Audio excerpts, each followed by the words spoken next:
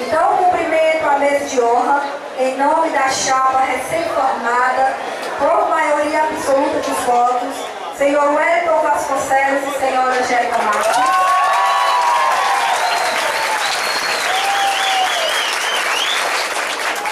Em nome de meus pais, Hilário e Cléia, saúdo todos os presentes nesta noite.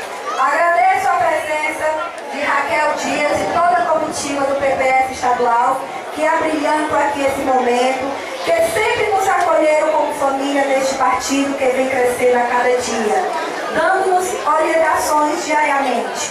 Parabéns pela organização do PPS estadual. Em nome de todos os partidos da coligação, agradeço a presença e ressalto mais uma vez o objetivo de nossa chapa.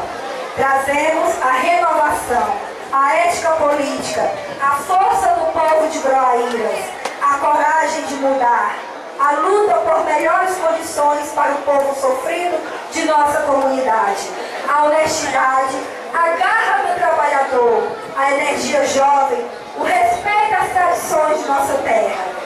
Hoje é um dia festivo, emocionante para mim, pois vejo no semblante de cada um que aqui está o desejo de melhorias, que esse mesmo desejo eu compartilho com cada um de vocês.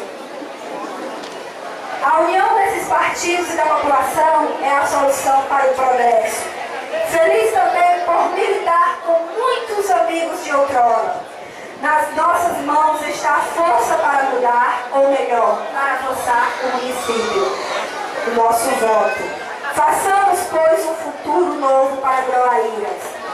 Obrigado ao amigo cordelista que veio também abrilhantar esse momento, a todos da equipe interna que se dedicaram ajudando diuturnamente para esse evento acontecer,